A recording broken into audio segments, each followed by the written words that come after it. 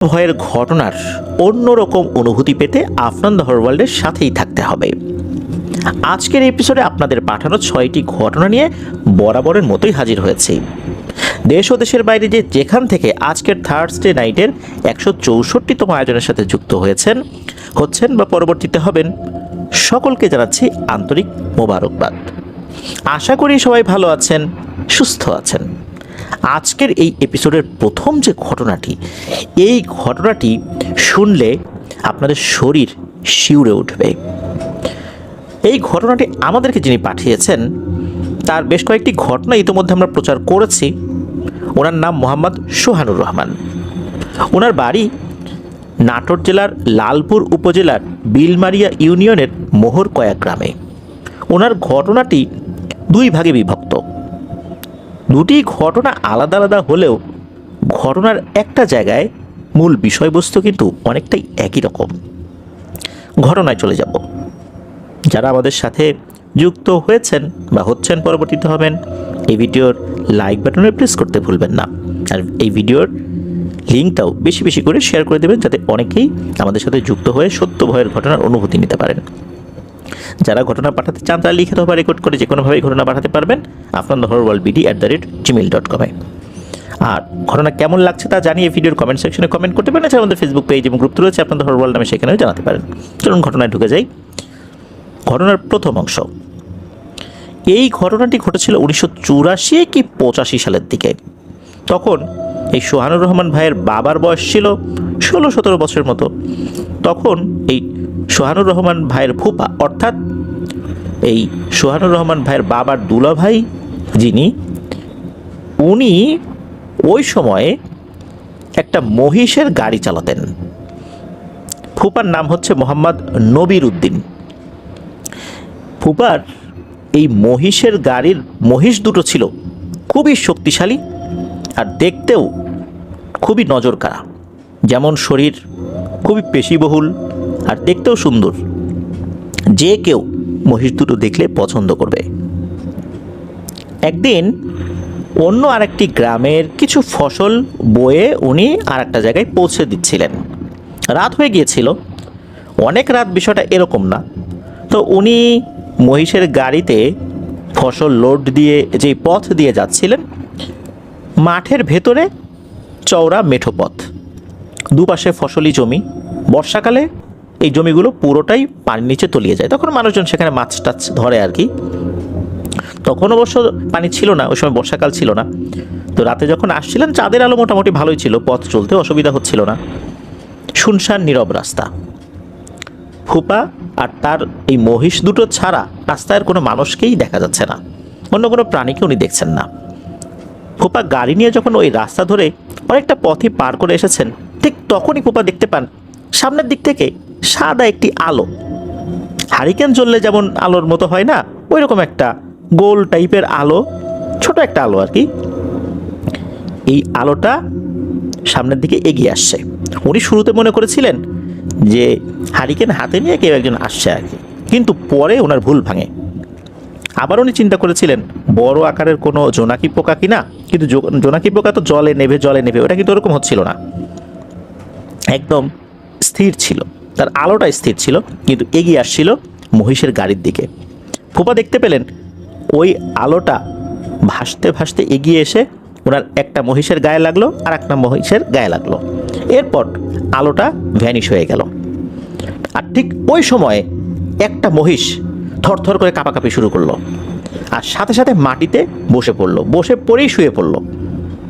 এরপর হাত পা নড়াচড়া করতে করতে একটা সময় মহিষের নড়াচড়াটা বন্ধ হয়ে যায়। ফুপা বুঝতে পারলেন ওই মহিষটি ওখানেই মারা গেছে। এবার অন্য মহিষটা পাগলের মতো চিৎকার চেঁচামেচি শুরু করেছে, আর এমনভাবে ছোটাছুটি করেছে ওই মালটানা গাড়ি থেকে নিজের শরীরকে বিচ্ছিন্ন করে ফেলে, অর্থাৎ যেই দড়ি বা অন্য কোনো কিছু দিয়ে আটকানো থাকে সেখান থেকে সে বিচ্ছিন্ন হয়ে যায়। সে মাঠের ভিতরে নেমে যায়, ছোটাছুটি করতে থাকে, চিৎকার করছে, ছোটাছুটি করছে। দৌড়াতে দৌড়াতে একটা সময় মাঠের মধ্যে মিলিয়ে যায়। এই ঘটনা দেখে ফুপা তো খুব ভয় পান। উনি গাড়ি থেকে নেমে হাঁটা শুরু করেন। উনি বাড়ির দিকে যাচ্ছিলেন। উনি ভেবেছিলেন যে এলাকায় গিয়ে লোকজন সাথে করে নিয়ে এসে মহিষটাকে খুঁজবেন। তা উনি রওনা তো দিয়েছেন, যেই পথ দিয়ে উনি যাচ্ছিলেন কিছুটা পথ আসার পর ওখানে ছোট্ট একটা কালভার্ট বা ব্রিজের মতো পড়ে। উনি যখনই ব্রিজের কাছাকাছি এসেছেন তখন দেখেন ব্রিজের অপর পাশে, মানে উনি যেদিকে যাবেন ব্রিজের তো দুই পাশে ঢালু থাকে, ঢালু অংশটা বেয়ে যখন উপরে উঠেছেন তখন দেখেন অপর পাশের ঢালু অংশে বেশ মোটা কালো আকৃতির কোনো একটা মানুষ দাঁড়িয়ে আছে। উচ্চতা খুব যে বেশি তা না, মোটামুটি স্বাভাবিকই বলা চলে। ওই জিনিসটা যখন উনি দেখেছেন তখন ফুপা বেশ ভয় পান, কারণ একটু আগেই একটা ভয়ঙ্কর ঘটনা ঘটে গেছে। এই জিনিসটা এখানে দাঁড়িয়ে আছে, ঘটনাটা কি? এই চিন্তা করতে করতেই ওই জিনিসটা নাকি সুরে বলে ওঠে, কিরে নবীর, আয় এদিকে আয়, বাড়ি যাবি না? আয় তোকে বাড়ি পৌঁছে দেই, আয় আয় আয়। এই কথা বলেই নাকি, বা এই কথা বলার সাথে সাথে ওই অবয়বটা এই নবীর ফুপার দিকে এগিয়ে আসতে শুরু করে। এটা দেখে ফুপা আর নিজের জ্ঞান ধরে রাখতে পারেননি, উনি ওখানেই জ্ঞান হারিয়ে পড়ে যান। পরের দিন সকালবেলা মাঠে কাজ করতে যাওয়ার সময় লোকজন ওনাকে ওই অবস্থাতেই দেখতে পায়। এরপর ওনাকে ধরাধরি করে বাড়িতে নিয়ে যান। ওনার যখন জ্ঞান ফেরত আসে সবাই জিজ্ঞেস করে কী হয়েছিল, উনি সব কথা খুলে বলেন। উনি বলেন যে তাড়াতাড়ি যেতে হবে, আমার ওই মহিষটা কোন দিকে গেল, আবার একটা মহিষ মরে পড়ে আছে, সেটারও একটা বন্দোবস্ত করতে হবে। তো উনি বাড়ির সদস্যদেরকে নিয়ে যখন ওই জায়গাতে গিয়েছেন উনি দেখেন যে ফসল বোঝাই গাড়িটা ঠিকই ওখানে পড়ে আছে, আর যেখানে ওনার মৃত মহিষটা পড়েছিল ওখানে কোনো মহিষই নেই। আর ওই যে মহিষটা যেটা দৌড়ে মাঠের ভিতরে চলে গিয়েছিল ওইটা মাঠের কোনো এক কোনায় মৃত অবস্থায় পড়েছিল। এই ঘটনার 3-4 দিন পরের ঘটনা। তো এই যে ঘটনাটা ঘটলো এটার পরে কিন্তু ফুপার কোনো সমস্যা হয়নি, জ্বরও আসেনি বা এমন কোনো কিছুই হয়নি। তো এই ঘটনা 3-4 দিন পরে একটা ঘটনা ঘটে। সেটা হলো যে ফুপা তো আসলে তার এই প্রিয় মহিষ দুটোকে হারিয়ে খুব মনের কষ্টে ছিলেন। কেন এমনটা হলো, কী কারণে হলো, উনি তো কিছু বুঝতে পারলেন না। কেউ কেউ বলে যে রাতের বেলা আসার সময় হয়তো বা কোনো দেও ধরেছিল, দানব ধরেছিল। তো এটা নিয়ে উনি ওই সময় কোনো কবিরাজের কাছে যান নাই অবশ্য। তো পরে উনি ভাবতে থাকেন যে কি করা যায়, কি করা যায়, কেন এমনটা হলো, আসলে কি কোনো দেও ধরেছিল নাকি অন্য কোনো কিছু। তো উনি একটা পর্যায়ে এসে কোনো একটা কবিরাজের কাছে যান। সেই কবিরাজ একদিন সময় নেন, পরের দিন আসতে বলেন। পরের দিন যখন যান ওই কবিরাজ বলেন যে এই ফুপার এই যে দুটো মহিষ, এই মহিষ দুটোর উপর তারই এক প্রতিবেশীর খুবই বদনজর ছিল। এই মহিষ দুটোকে দেখে সে খুবই হিংসা করত। এই কারণেই এই মহিষ দুটোকে মেরে ফেলার জন্য সে বান মেরেছে। ফুপা তো এসব কথা শুনে খুবই অবাক হন। ফুপা বুঝতেও পারেন এই কাজটা কে করেছে। উনি বাসায় চলে আসেন, ভাবতে থাকেন কি করা যায়। প্রতিশোধের নেশা ওনার চেপে বসে। তবে একটা সময় এসে উনি ভাবেন যে না, এগুলো নিয়ে প্রতিশোধ নিতে গেলেও তাকেও তো কোনো কবিরাজের কাছে যেতে হবে, সে উল্টো বান মারবে, এতে করে কুফুরি হবে, গোনা হবে। উনি আর এই কাজটা করতে চাইলেন না, যে যা হবার হয়ে গেছে এটা এখানেই থেমে যাক। এই চিন্তা করে ওনার প্রতিশোধের যেই নেশাটা ছিল এটা কেটে যায়। আরও 2 সপ্তাহ পার হয়ে যায়। ফুপা রাতে ঘুমিয়ে আছেন। রাত তখন অনেকই হবে, আর গ্রামের রাত 1টা-2টা হওয়া লাগে না, 10টা-11টার সময়ও রাত 3টা, 3:30টার মতো একটা অবস্থা সৃষ্টি হয়। তো ঘুমিয়ে আছেন, হঠাৎ করে খসখস খসখস শব্দে ওনার ঘুম ভেঙে যায়। যখন ঘুম ভেঙে যায় তখন উনি বুঝতে পারেন এই যে বেড়া আছে, মানে ঘরের যে বেড়া, পাটখড়ির বেড়া, তো এই বেড়ার সাথে কোনো প্রাণী তার শরীর ঘষছে। অনেক সময় কুকুর বিড়াল শরীরে যদি ছোটোখাটো পোকা হয় বা কোনো জায়গায় চুলকায় তারা কিন্তু বেড়ার সাথে এসে শরীর ঘষে, তখন খসখস খসখস শব্দ হয়। তো এরকম খসখস শব্দ হচ্ছে কি, তবে এই খসখস শব্দটা বেশ বেশি, অর্থাৎ স্বাভাবিকভাবে কুকুর বিড়াল শরীর ঘষলে যেরকম শব্দ হয় মনে হচ্ছে তার থেকে একটু বেশি। উনি চিন্তা করেছেন যে এই জিনিসটা কি, একটু দেখি তো। তো পাটখড়ির বেড়া তো, কোনো কোনো জায়গায় পাটখড়ি একটু ফাঁকা ছিল, সেখানে পাটখড়ির যে পুরুত্ব সেখানে একটু কম ছিল। উনি কি করেছেন, আঙ্গুল দিয়ে পাটখড়ি একটু সরিয়ে দেখার চেষ্টা করছেন জিনিসটা কি। তো উনি যেটা দেখেন এটা দেখে তো মারাত্মক ভয় পেয়ে যান। উনি দেখেন এই জিনিসটা কুকুরও না, শেয়ালও না, তবে ওই রকমই দেখতে কিছু একটা হবে। শরীরের থেকে মাথার আকৃতিটা বেশ বড়, আর এটা শরীরে সজারুর মতো অসংখ্য কাঁটা রয়েছে। তো উনি যখন এটা দেখেছেন, হঠাৎ করে হয় কি, ওই জিনিসটা ঘুরে আবার ওনার দিকে তাকায়। ওই জিনিসটা মনে হয় বুঝতে পেরেছে যে উনি তাকে দেখে ফেলেছে।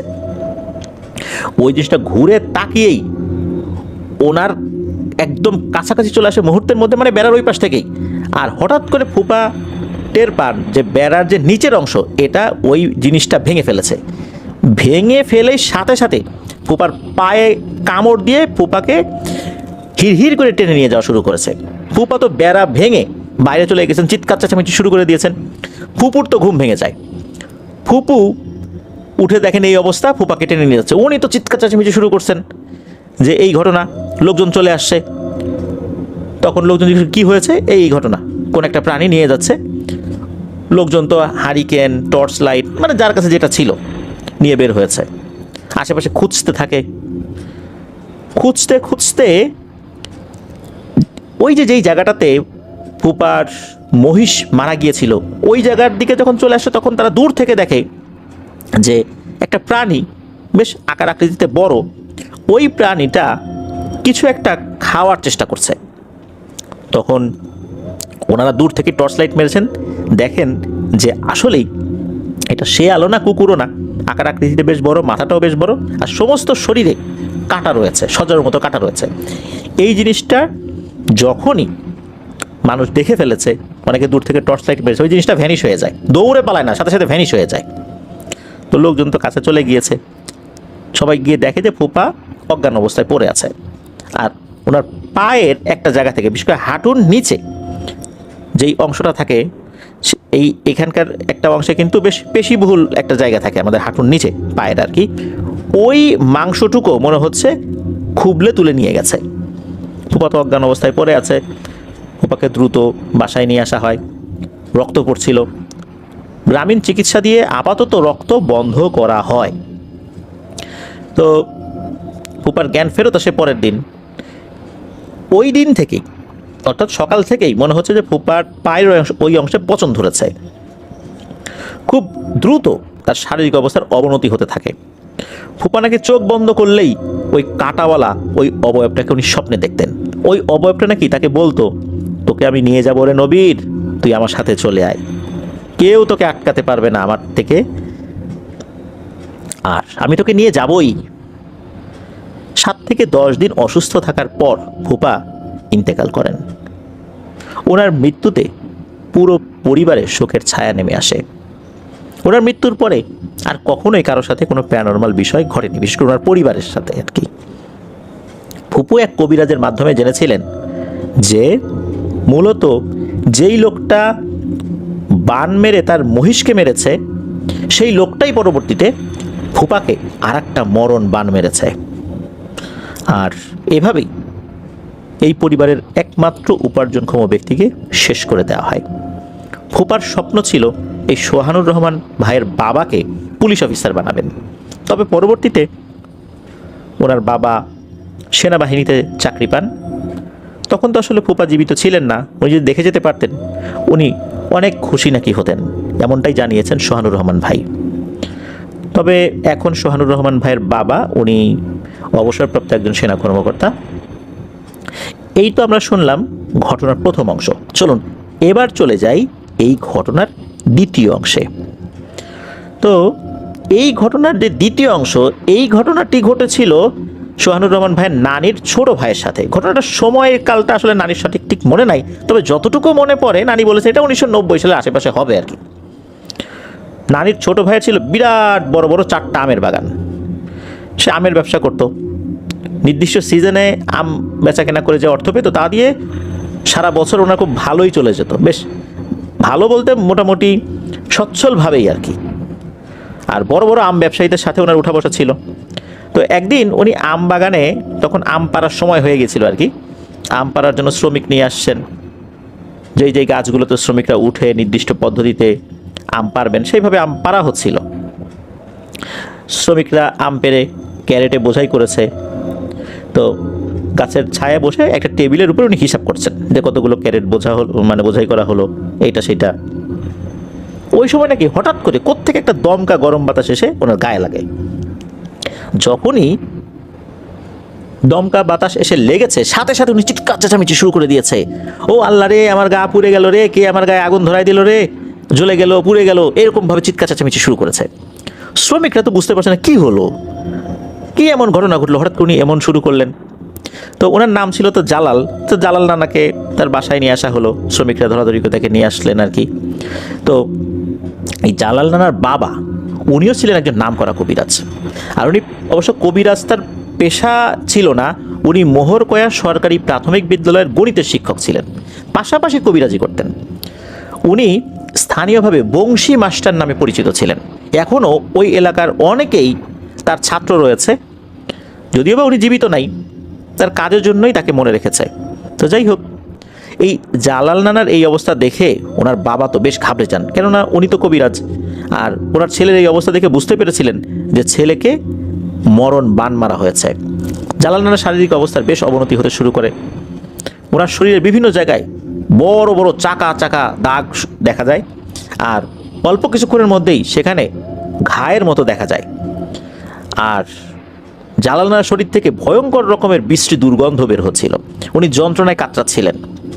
জালাল নানা যেদিন থেকে এই বানে আক্রান্ত হন, উনি ঘুমাতে পারতেন না, আর অল্প কিছুক্ষণ ঘুমালেই তার ঘুম ভেঙে যেত। উনি নাকি দেখতেন যে ওনার ঘরের চাটাইয়ের উপরে, অর্থাৎ টিনের চালের নিচে কিন্তু হিট প্রুফ করার জন্য, অর্থাৎ তাপ যাতে সরাসরি না লাগে এই জন্য চালের নিচে কিন্তু বাঁশের চাটাই দেয়া হয়। আমরা অনেকেই সেটা দেখেছি। তো ওই চাটাইয়ের উপরে নাকি একজন বসে থাকে, তার পুরো শরীরে ঘা হয়ে আছে, ভয়ঙ্কর চেহারা। সে নাকি বলে, কিরে জালাল, আমি তোকে নিতে আসছি, আয় আমার সাথে আয়।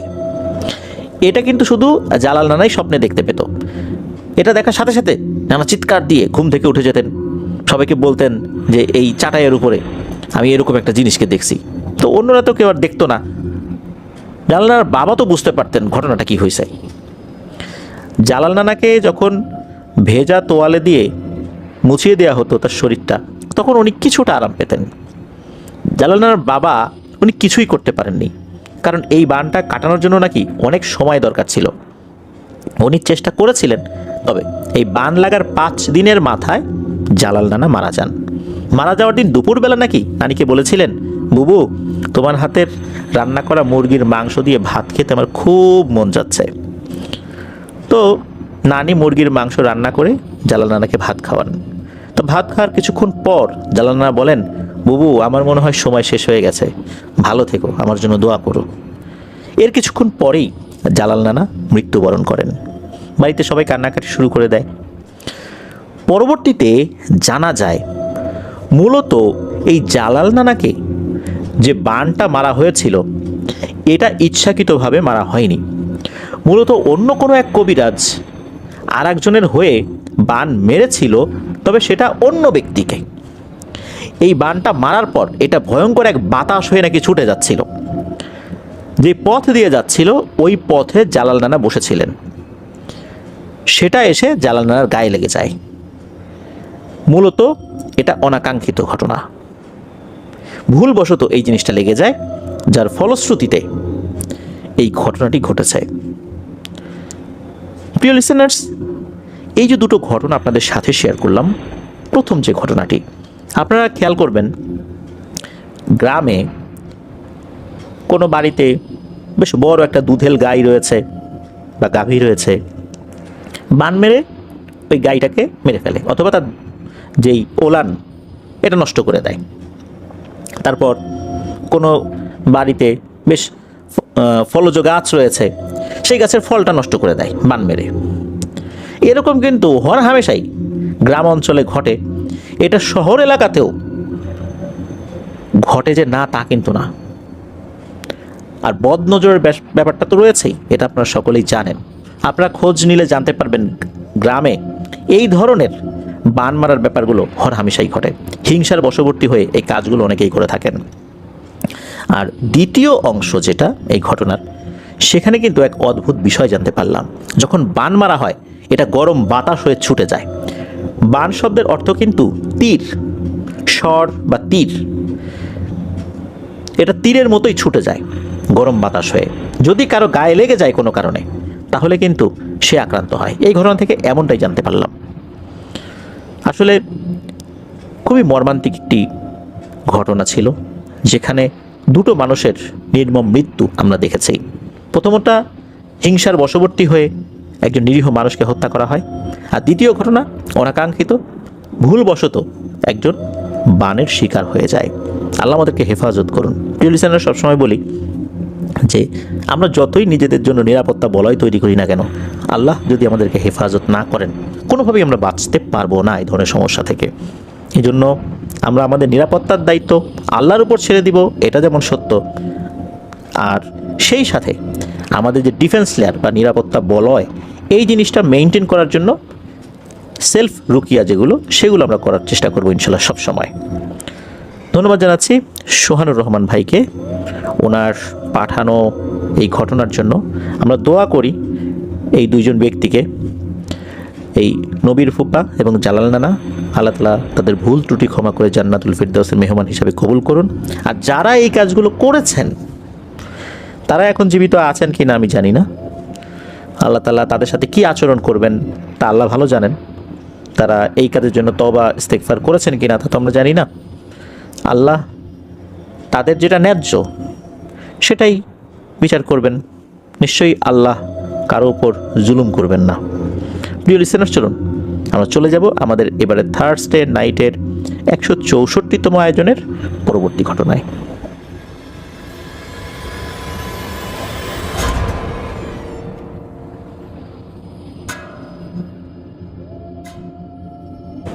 প্রিয় লিসেনার্স, এবারের ঘটনাটি যিনি পাঠিয়েছেন তার নাম পিয়াস। ওনার বাড়ি ফেনী জেলার সদর উপজেলার বালিগাঁও ইউনিয়নের 1 নং ওয়ার্ড ধুমসাহাদ্দা গ্রামে। ঘটনাটি এই 2025 সালেই ঘটেছে, রমজান মাসের পরে। আর এটি ঘটেছিল ওনার নিজ কাকির সাথেই। কাকা একজন রেমিটেন্স যোদ্ধা প্রবাসী, আর উনি মূলত যেহেতু বিদেশেই বেশিটা সময় থাকেন, কাকার বিদেশ থাকার সময়টা বাবার বাড়িতে থাকেন। কাকা কাকির 5 বছর বয়সী একটি ছেলে সন্তান রয়েছে, বিয়ে হয়েছে 7-8 বছরের বেশি সময়। তো কাকা যখন দেশে আসেন তখন কাকি তার বাবার বাড়ি থেকে চলে আসেন। তার বাবার বাড়ি সরস্বতী ইউনিয়নে। ওই এলাকায় যারা আছেন তারা সরস্বতী ইউনিয়ন চিনে থাকবেন। তো প্রতিবার যখন কাকা আসেন, যেহেতু অনেকদিন পর পর আসেন, বিভিন্ন জায়গায় দাওয়াত খেতে যাওয়া, অনেক আত্মীয় স্বজনরা আবার দেখতে আসে, কাকা কাকির মধ্যে বন্ডিংটা খুবই ভালো। কিন্তু এবার যখন কাকা এসেছেন, হঠাৎ করে কাকির আচরণে অদ্ভুত কিছু পরিবর্তন কাকা লক্ষ্য করেন। কাকা লক্ষ্য করেন যে যেই কাকি সবসময় তার সাথে ছায়ার মতো থাকতেন, কাকি কাকাকে দেখার সাথে সাথে ভয় পেয়ে যেতেন, ওনার হার্টবিট বেড়ে যেত, চমকে উঠতেন ওনাকে দেখার সাথে সাথে। আর উনি হেঁটে আসেন ওনার দিকে, মনে হচ্ছে ভয়ঙ্কর কিছু একটা হেঁটে আসছে, এমন একটা অবস্থা। কাকি এই বিষয়টা কাকার সাথে শেয়ার করেছেন। কাকাও যখন এই বিষয়টা বুঝতে পারছেন যে কাকি হঠাৎ করে ভয় পেয়ে যায়, তাকে দেখলে আতঙ্কিত হয়ে যাচ্ছে, ব্যাপারটা কি, এটা কাকিও ধরতে পারে না, কাকাও ধরতে পারে না। আর একটা বিষয়, কাকা কাকি যখন রাতের বেলা একসাথে ঘুমান, তখন ঘুমের ঘোরে কাকি কাকাকে অনেক গালিগালাজ করতে থাকেন। এই তুই দেশে আসছিস কেন, আবার কবে যাবি, তাড়াতাড়ি চলে যা, ভাগ এখান থেকে, বিছনা থেকে সর, এই টাইপের কথাবার্তা উনি ঘুমের মধ্যে বলতে থাকেন। তো কাকা এই বিষয়টা আসলে কারোর সাথে শেয়ার করছিলেন না।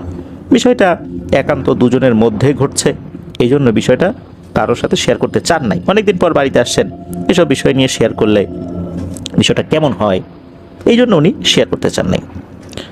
তো এভাবে বেশ কয়েকদিন চলে যাচ্ছে। এক রাত্রে হয় কি যে কাকি কাকার জন্য খাবার টাবার রেডি করেছেন। এখন দেখা গেল যে জগে পানি নাই। কল থেকে ঠান্ডা পানি নিয়ে আসবেন। কল চাপার পর ন্যাচারাল একটা ঠান্ডা পানি কিন্তু পাওয়া যায়, বিশেষ করে চাপকল থেকে। এই ধরনের পানির একটা আলাদা স্বাদ রয়েছে। তো কাকা আবার এই ধরনের পানি খেতে পছন্দ করতেন, চাপকলের পানি যেটা মাত্র তোলা হয়েছে। তো কাকি কি করেছেন, ওই পানিটা আনার জন্য ওই চাপকলের কাছে গিয়েছেন। রাত তখন কিন্তু বেশি না, মানে রাতের খাবারের সময় হয়তো বা 10টা এরকম বাজে আর কি। তো উনি যখন চাপকলে চাপ দিয়েছেন, উনি দেখেন যে পানি নেই, মানে চাপকলে পানি নেই। এই ধরনের সমস্যা কিন্তু হয় চাপকলে, বিভিন্ন ধরনের জিনিস ওই চাপকলের ভিতরে থাকে, ওয়াশার থাকে, এই টাইপের কিছু জিনিস থাকে, এগুলোতে সমস্যা হইলে এই চাপকলের পানি চলে যায়। তখন যেটা করতে হয়, উপর থেকে পানি ঢালতে হয়, আর চাপকলের যেদিক দিয়ে পানি পড়ে এক হাত দিয়ে ওই জায়গাটা বন্ধ রাখতে হয়, যাতে কোনো দিক দিয়ে বাতাস না ঢোকে। তো উপর থেকে পানি দেওয়ার পর ওই এক হাত চেপে ধরে রাখতে হয়, কারণ হচ্ছে বাতাস তো ঢোকেই, আর একটা সমস্যা হচ্ছে যে পানি ওই দিক দিয়ে আবার বের হয়ে যায়, এই জন্য এক পাশে ধরে রাখতে হয়। আবার আর এক হাত দিয়ে যখন চাপ চাপ দেওয়া শুরু হয় আর কি, বা চাপ দিতে হয়, তখন পানিটা ওঠে। এটা যারা এই বিষয়টা দেখেছেন বা অভ্যস্ত আছেন তারা বুঝতে পারবেন চাপকলের এই বিড়ম্বনাগুলো। তো কাকি চিন্তা করলেন যে এখন পানি তো নাই, কি করব, পাশে তো একটা পুকুর ছিল। উনি চিন্তা করলেন যে এই জগটা তো হাতেই আছে, জগ দিয়ে একটু পুকুর থেকে পানি নিয়ে আসি, এই পানিটা আবার কলের ভিতরে দিয়ে আমি পানি তুলে তারপরে ভিতরে নিয়ে যাই। কাকা অপেক্ষায় আছেন, খাবার খাবেন, কাকি পানি নিয়ে আসবে। তো পুকুরটা একদম পাশেই ছিল, কাকির জগটা হাতে নিয়ে পুকুরের কাছে গিয়েছেন। তো পুকুর ঘাটে যখন গিয়েছেন পানি তুলবেন, এমন সময় এক ধরনের অদ্ভুত আওয়াজ উনি শুনতে পান। আওয়াজটা এমন ছিল, কেউ যদি নাক ডাকে, ঘুমের ঘোরে অনেকে নাক ডাকে না, এই নাক ডাকলে, বিশেষ করে উচ্চ স্বরে নাক ডাকলে যেরকম সাউন্ড হয় ওরকম সাউন্ড। উনি চিন্তা করলেন যে এইরকম সাউন্ড কোত্থেকে আসে। তো উনি খেয়াল করলেন পুকুরেরই একটা পাশে কিছু একটা পানির নিচে আছে, নড়াচড়া করছে, এরকম শব্দ করছে। উনি চিন্তা করলেন কি ব্যাপার, এইটা কি, এরকম আওয়াজ তো কখনো শুনি নাই, পানি থেকে বুড়বুড়ি উঠলেও তো এরকম শব্দ হয় না, জিনিসটা কি। কাকি খেয়াল করলেন এই শব্দটা আস্তে আস্তে বেড়েই চলছে। হঠাৎ করে তখন কাকা ঘর থেকে কাকিকে ডাক দেয় যে কই গো, পানি আনতে এতক্ষণ লাগে নাকি, আসো। তো এইটা যখন কাকা বলেছে ঘর থেকে, কাকি তো শুনেছেন। আর তখন নাকি ওই যে যেই জায়গাটা থেকে আওয়াজ আসছিল, ওই জায়গাটা পানির নিচে কিছুটা নড়াচড়া হচ্ছিল, ওই জায়গা থেকে মানুষের মতো একটা অবয়ব নাকি ওঠে, পুকুরের ঢাল বেয়ে কিছুটা উঠেছে। এই জিনিসটা কালো কুচকুচে, উচ্চতা খুব বেশি না, লিকলিকে শরীর, পুকুরের অন্য পাশে দৌড় দিয়েছে। তার দৌড়ের স্টাইল দেখে মনেই হয় না এই জিনিসটা মানুষ, অথচ তার হাত পা আছে, মাথা আছে। কাকি এতটুকু বুঝতে পেরেছিলেন। কাকি তখন দ্রুত তার জগে পানি ভরে নিয়ে কলের কাছে আসেন। কলের কাছে এসে উনি যখন কলের হ্যান্ডেলটা ধরেছেন, তখন মনে হলো কলের হ্যান্ডেলটা স্বাভাবিক। স্বাভাবিক বলতে পানি যখন থাকে না, এই হ্যান্ডেলটা কিন্তু খুব ইজিলি নড়াচড়া করে। উনি যখন ধরেছেন তখন মনে একটু শক্ত শক্ত, যখন চাপ দিয়েছেন সহজেই পানি উঠে গেছে। অথচ একটু আগেও এখানে পানি ছিল না। উনি তো অবাক হয়ে যান। ওনার জগে থাকা ওই পুকুরের পানি ফেলে দিয়ে উনি তারপরে কলের পানি নিয়ে ঘরে আসেন। এই যে ঘটনা ঘটলো, এটা কিন্তু কাকি কাকাকে শুরুর দিকে বলেন নাই, পরবর্তীতে বলেছিলেন। তবে কাকা চিন্তা করলেন যে এমনিতেই বিদেশ থেকে আসার পর একটার পর একটা সমস্যা লেগেই আছে, আবার এই জিনিস কাকে বলবো, এটা আবার কে কি মনে করবে, আর এক সমস্যা। এই জন্য কাকা বলেন যে তুমি এটার কাউকে বইলো না। কাকেও বিষয়টা চেপে যান। তো ওই রাতে ওনারা যখন ঘুমিয়েছেন, অন্য রাতের মতো ঘটনা কিন্তু ওই রাত্রে ঘটেনি। অন্যান্য রাত্রে কাকি ঘুমের ঘোরে কাকাকে আজে বাজে কথা বলেন। এবার কি হয়েছে, ঘুমের ঘোরে গালিগালাজ না করে কাকি এমনভাবে কাকাকে আঘাত করছে যেটা স্বাভাবিকভাবে কেউ করে না। এমনভাবে আঘাত করছে যে মানুষকে মেরে ফেলার জন্য যেরকম আঘাত করা হয় ওই রকমভাবে। কাকা তো খুব বিরক্ত হন কাকির উপরে। উনি কি করেছেন, বালিশটা নিয়ে ড্রয়িং রুমে চলে গেছেন। তো ড্রয়িং রুমে কিন্তু দরজা নাই, তবে ওইখানে একটা পর্দা টানানো আছে। তো কাকা কি করেছেন, ড্রয়িং রুমে গিয়ে সোফার উপরে শুয়ে পড়েছেন, ঘুমানোর চেষ্টা করছেন। তো ড্রয়িং রুমে আবসা আলো ছিল, উনি মন টন খারাপ, ঘুম আসছে না। হঠাৎ করে উনি একটা অদ্ভুত জিনিস দেখতে পান। উনি দেখতে পান এই যে পর্দা যেটা টানানো ছিল, পর্দার পাশ থেকে একটা মাথা বের হয়ে আছে। মানে আমরা যদি পর্দার পাশে দাঁড়িয়ে মাথাটা কাত করে কাউকে দেখি, অপর পাশ থেকে আরেকজন কিভাবে দেখবে মাথাটা, ওই রকমভাবে মনে হচ্ছে যে কেউ একজন মাথা বের করে কাকাকে দেখছে আর মৃদু হাসছে। আবছা আলোতে হাসিটা স্পষ্ট বোঝা যাচ্ছে। আর এই হাসিটা বা ফেস কাটিং যেটা, এটা কিন্তু কাকির মতো। তো কাকা চিন্তা করলেন যে ঘুমের ঘরে এরকম আচরণ করে এখন আবার ফাজলামি করতে আসছে এখানে। ও কাকা আর তাকান না বা জিজ্ঞেসও করেন না, কাকা মেজাজ খারাপ করে চোখ বন্ধ করে আছেন। তো 2 মিনিট পর কাকা চোখ খোলেন, চোখ খুলে দেখেন একই রকম, ওই মাথাটা একটু কাত করে মৃদু হেসে চলেছে, আর কাজ যে করেছে চুলটাও একপাশে ঝুঁকে পড়েছে, এটাও কিন্তু কাকা দেখছেন। একটা পর্যায়ে কাকা খুব বিরক্ত হন, ওনার স্ত্রীকে অর্থাৎ কাকিকে কিছু বলবেন, রাগ করে বকাঝকা করবেন, এই চিন্তা করে উনি সোফা থেকে নেমে ওই পর্দার দিকে যেতে থাকেন। যখন উনি যেতে শুরু করেছেন তখন উনি দেখেন মাথাটা আবার আস্তে করে পর্দার আড়ালে চলে গেল। আড়ালে যাওয়ার কিন্তু 1 সেকেন্ড পরেই কাকা পর্দার ওপাশে যখন গিয়েছেন দেখেন যেখানে কেউ নাই। আরে কোথায় গেল? উনি দ্রুত কাকির রুমে গিয়েছেন, দেখেন যে কাকি বেঘোরে ঘুমাচ্ছে। উনি তো কাকিকে ডাকাডাকি শুরু করেছেন, অনেকক্ষণ ডাকাডাকি করার পরেও কাকিকে উঠাতে ব্যর্থ হন। উনি বুঝতে পারছেন না যে আসলে উনি কী দেখলেন। এরপর উনি কাকির পাশেই ঘুমিয়েছেন। সকালবেলা উনি যখন ঘুম থেকে উঠেছেন তখন তো এই বিষয়গুলো উনি শেয়ার করেছেন অনেকের সাথে, মানে পরিবার অনেকের সাথে, যে এই ব্যাপার। এরপর কাকিকে নিয়ে কাকা শ্বশুর বাড়ি অর্থাৎ কাকির মা বাবার বাড়িতে যান। তো ওখানে সারাদিন ছিলেন। বিকালের দিকে যখন চলে আসবেন তখন কাকি নাকি অস্বাভাবিকভাবে হেসে হেসে ওনার মাকে বলছে, আমাকে নিয়ে যাও ওইখানে, আমাকে নিয়ে যাও। ওইখানে নিয়ে যাও মানে আসলে কোনখানে? কাকির মা ভাবছিলেন যে মজা করছে মনে হয়, তো এরপর কাকা কাকি চলে আসেন। ওই দিন রাত্রে আবারও কাকির ঘুমের মধ্যে তার আচরণের পরিবর্তন হয়। এবার কাকাকে মারেও নাই, বকেও নাই, এমনভাবে নাকি হাসছিল যে দাঁতে দাঁতে মুখ চেপে রেখে কেউ যদি হিহি করে হাসে কেমনটা হয় ওই রকম। এই জিনিসটা দেখে কাকা কিন্তু মারাত্মক ভয় পান। উনি সাথে সাথে উঠে ওনার মা বাবাকে ডাকাডাকি করেছেন, তারা উঠেছে, তারাও কিন্তু একই দৃশ্য দেখছে যে কাকি ঘুমিয়ে এরকমভাবে হিহি করে হাসছে। তো দাদা বিভিন্ন সূরা পড়ে ফু দিচ্ছেন, প্রায় 30 মিনিট উনি বিভিন্ন সূরা পড়ে দোয়া দুরূদ পড়ে ফু দিচ্ছেন। 30 মিনিট পরে গিয়ে হাসি বন্ধ হয় এবং উনি ঘুমের মধ্যেই তো আছেন, মানে ওনার কিন্তু ঘুম চলছে, উনি কিন্তু আর জাগেন নাই। পরের দিন সকালবেলা প্রায় 11টার দিকে উনি ঘুম থেকে উঠেছেন। এরপর দাদা কাকাকে জিজ্ঞেস করছেন যে আসলে ব্যাপারগুলো কি হচ্ছে, একদম শুরুর থেকে বল। তো উনি শুরুর থেকে পুঙ্খানুপুঙ্খভাবে বিবরণ দেন আর কি। তখন দাদা বলেন যেগুলো তো আরও আগে বলা উচিত ছিল, আমরাও তো খেয়াল করতেছি যে মেয়েটার মধ্যে কিছু পরিবর্তনগুলো তো স্বাভাবিক না। এরপর এই কাকির মা বাবাকে খবর দেওয়া হয় ফোনে, ওনারাও দ্রুত চলে আসেন, বেশি দূর তো না, কাছাকাছি আর কি। সবাই মিলে আলোচনা করেন, সিদ্ধান্ত নেওয়া হয় যে একজন ভালো হুজুরকে দেখাবেন।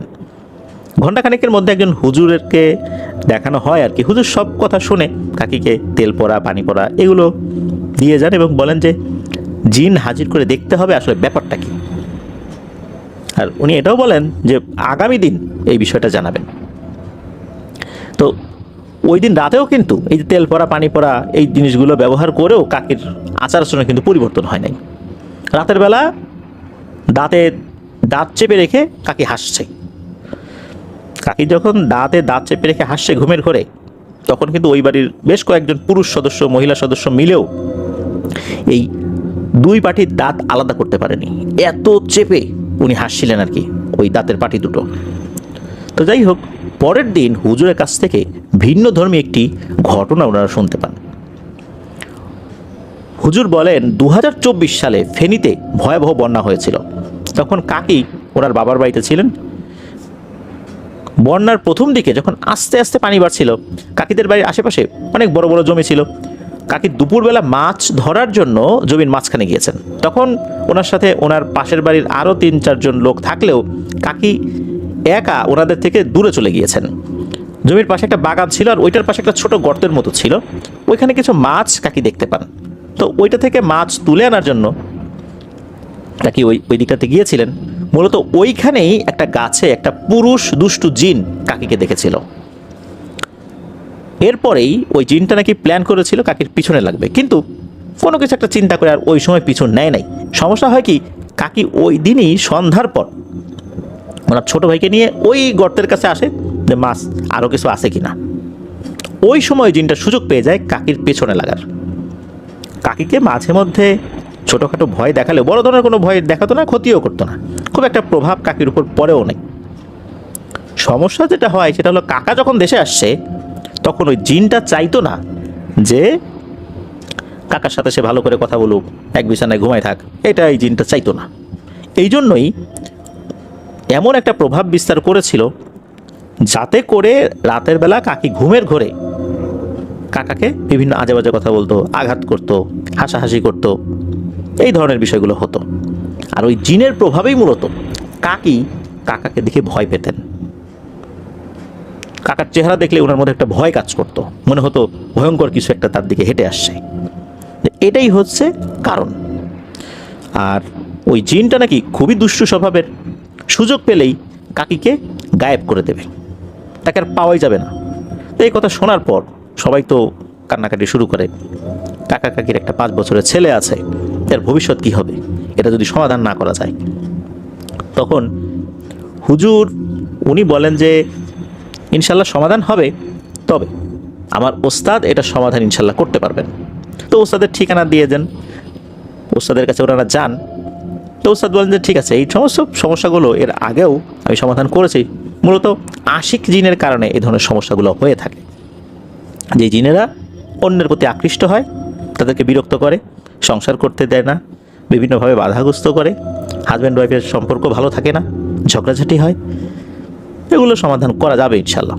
তো যাই হোক, হুজুর একটা সময় দেন, এই সময় ওনারা আবার যান একটা নির্দিষ্ট ঘরে, শুধু কাকা এবং কাকিকে ঢোকার অনুমতি দেন, অন্যদেরকে বাইরে রাখেন। আমাদেরকে যিনি ঘটনা পাঠিয়েছেন উনিও ওই সময় গিয়েছিলেন। তো উনি বাইরে ছিলেন, উনি বুঝতে পারেন নাই যে কী কথা হচ্ছে, ওনারা পরে বুঝতে পেরেছিলেন আর কি, এই যে পিয়াস ভাই উনি ওই সময় ছিলেন আর কি। তো হুজুর তাদের সাথে ঘরের ভিতরে কী ধরনের কথা বলেছিল এটা শোনেন নাই। তখন 1 ঘন্টারও কম সময় এরকম ছিল আর কি। এরপরে ওনারা বের হয়ে আসছেন, বা 1 ঘন্টার কাছাকাছি একটা সময় এরকম হবে আর কি। তো বের হওয়ার পর হুজুর বলছে আলহামদুলিল্লাহ সব ঠিকঠাক হয়েছে। তখন সবাই জিজ্ঞেস করছে আসলে কী হয়েছে। তখন কাকাই বলছে যে এর শরীরে তো জিন হাজির করা হয়েছিল। তখন হুজুর বলে উঠছেন যে উনি ওনার অনুগত জিনদের মাধ্যমে খোঁজ নিয়েছেন এই জিনের বিষয়ে। মূলত যদি নাকি কাকি আবার তার বাবার বাড়িতে যেত, তখন কাকিকে কোনো এক মায়াজালে আবদ্ধ করে কোথায় যে নিয়ে যেত এটা বলা মুশকিল। আর যদি কাকি তার বাবার বাড়িতে না যেত, তাহলে যে কোনোভাবেই কাকির মাধ্যমেই কাকার বড় ধরনের একটা ক্ষতি করে ফেলতো। এটাই ছিল ওই জিনের পরিকল্পনা। তারপর নাকি হুজুর ওই জিনকে হাজির করে অনুরোধ করেছিলেন চলে যেতে, সে তো যাবে না। এরপর হুজুরের অনুগত জিনদেরকে দিয়ে ওই জিনকে ভয় ভীতি দেখালেও সে যেতে চায় না।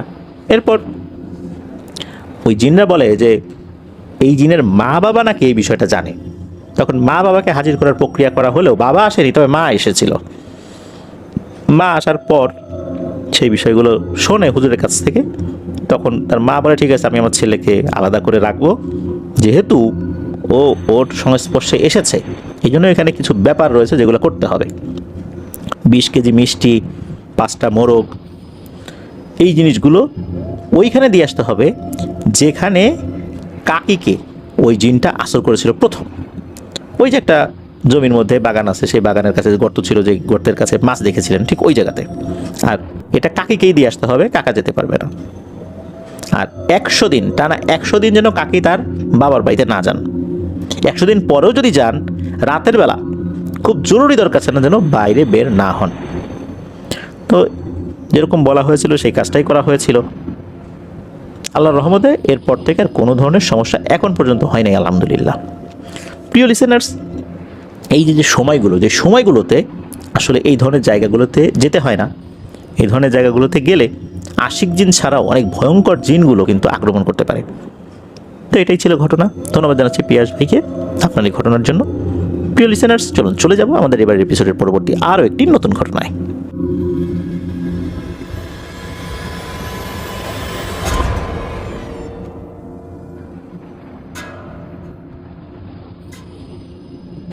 প্রিয় লিসেনার্স, এবারের ঘটনাটি যার কাছ থেকে পেয়েছি ওনার নাম মোহাম্মদ ওবায়দুল ইসলাম। ওনার বাড়ি যশোর জেলার সদর উপজেলার 12 নং ফতেহপুর ইউনিয়নে। উনি যে ঘটনাটি পাঠিয়েছেন এটা 2 ভাগে বিভক্ত। ঘটনাটি মূলত ওনার আপন ছোট ভাইয়ের সাথে ঘটেছিল। সঙ্গত কারণে ওনার ছোট ভাইয়ের নামটি প্রকাশ করতে চাননি, যদিও বা উনি আমাদেরকে নামটি বলেছেন, অনুরোধ করেছেন ওনার ভাইয়ের নামটি যেন আমরা না বলি। চলুন ঘটনায় চলে যাই। দুটি ঘটনার মধ্যে প্রথম যে ঘটনাটা, অর্থাৎ প্রথম অংশের ঘটনাটা, এটা ঘটেছিল 2017 সালের ডিসেম্বর মাসের কোনো এক সন্ধ্যায়। বাংলাদেশের প্রেক্ষাপটে তো ডিসেম্বর মাসে শীত পড়ে যায়। তো ওই দিন বিকেলবেলা ওনার মা ওনার ছোট ভাইকে বলেন যে হামিদপুরে তো আজকে হাট, বাড়িতে কাঁচা বাজার শেষ, তুই গিয়ে বাজার করে নিয়ে আস। তো হামিদপুর হচ্ছে ওনাদের পাশের গ্রাম, দূরত্ব সর্বোচ্চ 1.5 কিলোমিটার। হামিদপুরে যেতে হলে পথে একটা মাঠ পড়ে, যে মাঠের মাঝখানে বিশাল একটা তাল গাছ রয়েছে। ওই তাল গাছটাকে নিয়ে অবশ্য অনেক ভয়ঙ্কর ঘটনা শোনা যায় মানুষের মুখে, অনেকেই ভয় পেয়েছে। তো যাই হোক, আমরা ঘটনায় ফিরি। তো ভাই তো রেডি হয়ে গেছে, সে যাবে, সাইকেল আছে, সাইকেল নিয়ে চলে যাবে।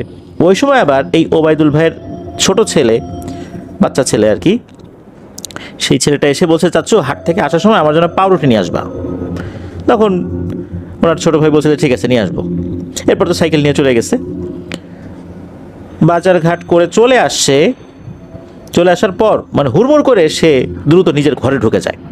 তো হঠাৎ করে এরকম তাড়াহুড়া করে নিজের ঘরে ঢুকে যাওয়া কিন্তু এই ওবায়দুল ভাইয়ের মা দেখতে পেয়েছে। ছেলের এভাবে হুট করে ঘরে ঢুকে যাওয়া মানে খুব তাড়াহুড়া করে, মনে হচ্ছে সে খুব পরিশ্রান্ত, সে ঢুকে গেছে। তখন তো রাত হয়ে গেছে আর কি, বাজারে গেছে, আসছে, গিয়ে দেখে যে সে তার ঘরে খাটের উপর বসে আছে এবং দরদর করে ঘামছে। ডিসেম্বর মাসে শীত, গ্রামে তো আরও বেশি শীত অনুভূত হয়, কিন্তু সে দরদর করে ঘামছে এবং খুব হাঁপাচ্ছে। তখন তো ওবায়দুল ভাইয়ের মা বলছে যে বাবারে ঘামছিস কেন, তো কী হয়েছে? তখন এই ওবায়দুল ভাইয়ের ছোটো ভাই একটা ভয়ঙ্কর ঘটনা শেয়ার করে। তো উনি বলছেন যে উনি যখন হাটে গিয়েছেন, অল্প কিছু বাজার তো কাঁচা বাজার উনি করে রওনা দিয়েছেন। মাগরিবের আজান তখন দিচ্ছে। কিছুটা পথ চলে আসার পর মনে পড়ে গেল, আরে আমার তো ভাতিজা পাউরুটি কেনার কথা বলেছিল। তো উনি আবার সাইকেল ঘুরিয়ে বাজারে গিয়েছেন। ততক্ষণে একদম অন্ধকার হয়ে গেছে চতুর্দিকে। তো পাউরুটি কিনে যখন আবার বাড়ির পথে আসছেন, তখন ওই যে তাল গাছের কথা যেটা বললাম প্রিয় লিসেনার্স, ওই তাল গাছের কাছে যখন এসেছে, তখন উনি দেখেন বড় একটা আগুনের গোলা শূন্যে ভেসে ভেসে ওনার দিকে আসছে। তো এই দৃশ্য দেখে উনি তো খুব ভয় পেয়ে যান, সাইকেল নিয়ে আর আগাতে পারছেন না, রাস্তার মাঝখানে সাইকেল নিয়ে দাঁড়িয়ে গেছেন। উনি দেখেন যে আগুনের গোলাটা সামনে এসে একটা সাদা শাড়ি পরা বৃদ্ধা মহিলাতে পরিণত হলো। চোখের সামনে এরকম জিনিস দেখে উনি তো প্রচণ্ড ভয় পেয়েছেন। তবে সাহস কিছুটা হলেও আল্লাহর রহমতে ধরে রেখেছিলেন। ওই মহিলাটির চেহারা, আকার, আকৃতি একদম সাধারণ মানুষের মতোই, তাকে দেখে মোটেও আক্রমণাত্মক মনে হচ্ছে না। এই কারণে এই ওবায়দুল ভাইয়ের ছোট ভাই কি করেছেন, ওই বৃদ্ধা মহিলাকে সালাম দিয়েছেন। খুব সুন্দর করে সালাম দিয়ে জিজ্ঞেস করছেন যে আপনি কে, আমার কাছে কি চান, আমি আপনার জন্য কি করতে পারি। তখন ওই বৃদ্ধা মহিলাটা আরেকটু কাছে গিয়ে এসে বলছে যে বাবা ভয় পেও না, তুমি নিশ্চয়ই বুঝতে পারছো আমি কে, আমি তোমার কোনো ক্ষতি করব না। পাউরুটি আমার খুব পছন্দের, তুমি যেহেতু নিয়ে আসছিলা আমার খুব খেতে ইচ্ছা করছে, এই জন্যই তোমার সামনে চলে আসলাম। এই পাউরুটির প্যাকেটটা আমাকে দিয়ে যাও। তখন ওবায়দুল ভাইয়ের ছোট ভাই বলছেন যে যদিও বা এটা আমি আমার ভাতিজার জন্য কিনে নিয়ে আসছিলাম, আপনি চেয়েছেন, আপনি এটা নিয়ে যান, আপনি খান। এটা বলে ওই বৃদ্ধা মহিলার কাছে পাউরুটিটা হস্তান্তর করেন। এরপর উনি সাইকেল নিয়ে রওনা দিয়েছেন। তো সাইকেলে যখন উঠেছেন, ওঠার পর মনে হলো একটু পেছন দিকে তাকাই যে ব্যাপারটা কি। তো পেছন দিকে যখন ঘুরে তাকিয়েছেন, দেখেন এক ভয়ঙ্কর দৃশ্য। ভয়ঙ্কর বলতে এরকম দৃশ্য দেখলে যে কেউ ভয় পাবে এই অর্থে ভয়ঙ্কর। সেটা হচ্ছে উনি যখন পেছন দিকে ঘাড় ঘুরিয়ে তাকিয়েছেন সাইকেলে বসা অবস্থায়, উনি দেখেন বিশাল আকৃতির একটা সাদা বক। এই বকটা ঠোঁট দিয়ে ওই পাউরুটির উপরে যে একটা পলিথিনের প্যাকেট থাকে, এই প্যাকেটটা ঠোঁট দিয়ে ছিঁড়ে ফেললো। এরপর এক টুকরো করে খাওয়া শুরু করেছে। অল্প সময়ের মধ্যেই খেয়ে ফেলে, কয়েক সেকেন্ডের মধ্যেই। এরপর ওই বকটা দুই ডানাটা দুই দিকে প্রসারিত করে ডানা ঝাপটে আবার ওই তাল গাছের উপরে গিয়ে বসে পড়ে। তো এটাই উনি দেখেছেন। এটা বলেন যে ওনার সাথে এই অভিজ্ঞতাটা হয়েছে। এরপর ওনার মা কী করেছেন, পানি গরম করে ওনাকে গোসল করিয়ে দিয়েছেন এবং বলেছেন যে দ্রুত হুজুরকে দিয়ে ঝাড়ফুঁক করাবেন। তো পাশে মসজিদ ছিল, মসজিদের হুজুরকে দিয়ে ঝাড়ফুঁক করানো হয়। হুজুর মোটামুটি ভালো মতোই রুকিয়া করে দিয়েছেন। তো এবার আসি দ্বিতীয় ঘটনায়। প্রায় 1 মাস পর অর্থাৎ আগের ঘটনাটা 2017 সালের ডিসেম্বরে, তো এবার 2018 সালের জানুয়ারি মাসে। তখন তো প্রচণ্ড শীত আর কি, বাংলাদেশের প্রেক্ষাপটে সবচেয়ে ঠান্ডা যেই মাসে পড়ে সেটা বলতে গেলে জানুয়ারি মাসেই। তো ওই সময় এই ওবায়দুল ভাইয়ের ফুফাতো ভাইয়ের ছেলে সে বেড়াতে এসেছে।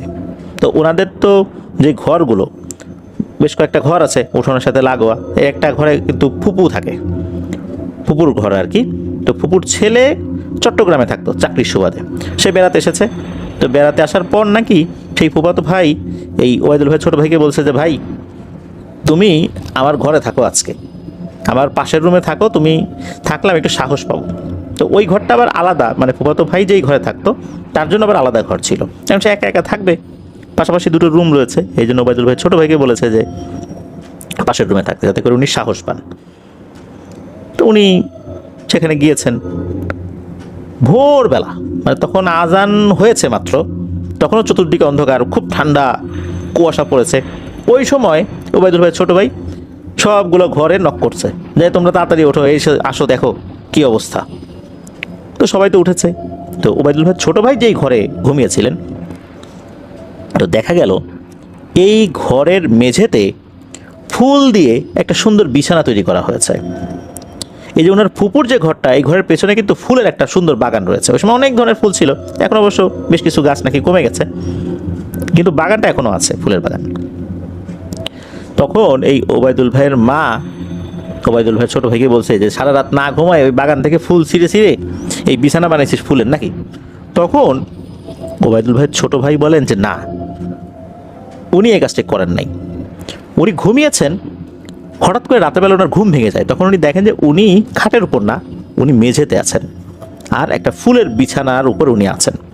হঠাৎ করে দেখেন সাদা আকৃতির কোনো একটা জিনিস জানালা দিয়ে বের হয়ে চলে গেল। শীতকাল ছিল তো, জানালাটা বন্ধ ছিল, তবুও বন্ধ জানালা দিয়েই জিনিসটা বের হয়ে চলে গেল। এরপর এই ব্যাপারটা তো সকলে জানলেন। পরদিন আবার হুজুরের কাছে যাওয়া হয়। তো হুজুর বলেছিলেন যে এই ওবায়দুল ভাইয়ের ছোটো ভাইয়ের উপরে একটা মহিলা জিনের প্রভাব রয়েছে। ভালো কোনো হুজুর কবিরাজকে দেখাতে বলেছিলেন, তবে ভালো কোনো হুজুর কবিরাজকে দেখানোর আর আসলে ওরকম প্রয়োজন হয়নি। অনেকগুলো বছর তো কেটেই গেছে, 2018 সাল থেকে নিয়ে এই যে এখন 2025 সাল, 7টা বছর কেটে গেছে, আল্লাহর রহমতে তেমন কোনো সমস্যা হয় নাই। তবে ওবায়দুল ভাইয়ের ছোটো ভাই নাকি এখনও মানে তার আশেপাশে কারো উপস্থিতি টের পান, এতটুকুই। এছাড়া আর কোনো ধরনের কোনো সমস্যা উনি টের পান না। হতে পারে ওই যে তাল গাছে যে বৃদ্ধা মহিলাটা বসবাস করতেন, যে বৃদ্ধা জিন, উনি পাউরুটি দিয়েছিলেন, সালাম দিয়েছিলেন, সানন্দেই উনি পাউরুটিটা ভয় না পেয়ে তার হাতে দিয়েছিলেন। এই কারণেই হয়তো মাঝে মাঝে তার কাছে আসে, তবে কোনো ক্ষয়ক্ষতি করে না। তবে ওই রাত্রে কেন এসেছিল, কেনই বা আসলে ফুল দিয়ে বিছানা তৈরি করেছিল, হয়তো বা সে চেয়েছিল এটা, যে ফুল দিয়ে একটা বিছানা তৈরি করে দেওয়ার জন্য, হতে পারে এরকম কিছু। তবে এটা নিয়ে আসলে ওনারা খুব বেশি হুজুর কবিরাদের কাছে জানো নাই, যেহেতু কোনো সমস্যা হয় না, কোনো ক্ষতিও হচ্ছে না, এই জন্য এই বিষয়টা নিয়ে ওনারাও কোনো ধরনের কোনো পদক্ষেপ নেন নাই। এটাই ছিল ঘটনা। ধন্যবাদ জানাচ্ছি ওবায়দুল ভাইকে আপনার পাঠানো ঘটনার জন্য। প্রিয় লিসেনার্স, আপনারাও কিন্তু ঘটনা পাঠাতে পারেন লিখে বা রেকর্ড করে। ঘটনা পাঠাতে হবে ইমেল অ্যাড্রেসের মাধ্যমে। ইমেল অ্যাড্রেসটা হচ্ছে afnatherhorworldbd@gmail.com। স্পেলিংটা বলে দিচ্ছি, AFNANTHEHORRORWORLDBD, afnatherhorworldbd@gmail.com। স্পেলিংটাও আমাদের ভিডিও ডিসক্রিপশনে দিয়ে রেখেছি। ঘটনাগুলো কেমন লাগছে তা জানিয়ে ভিডিওর কমেন্ট সেকশনে কমেন্ট করতে ভুলবেন না। স্যার আমাদের ফেসবুক পেজ এবং গ্রুপ তো রয়েছে আপনাদের হরর ওয়ার্ল্ড নামে, সেখানে গিয়েও আপনারা আপনাদের মতামত জানাতে পারেন। আর যারা এখনও এই ভিডিও লাইক বাটন প্রেস করেননি, অনুরোধ করব দ্রুত প্রেস করে ফেলুন, আর ভিডিওর লিঙ্কটা বেশি বেশি করে শেয়ার করে দিন। চলুন প্রিয় লিসেনার, চলে যাব আমাদের এবারে থার্সডে নাইটের 164তম আয়োজনের পরবর্তী আরও একটি নতুন ঘটনায়।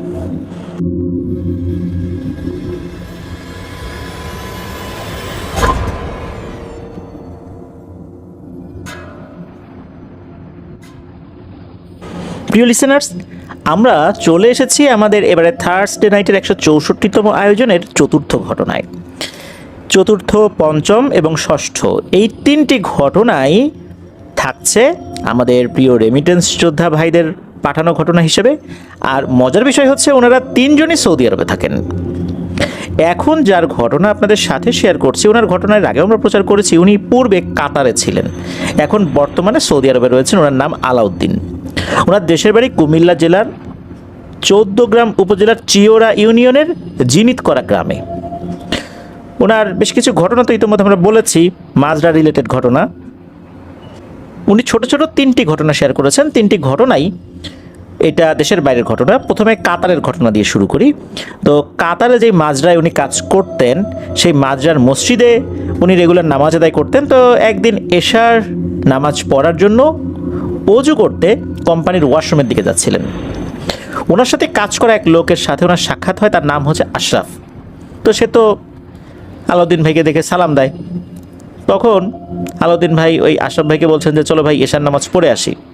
সে বিভিন্ন টালবাহানা দিয়ে নামাজ পড়বে না এটা বলে, এটা সেটা বলে সে না করে দেয়।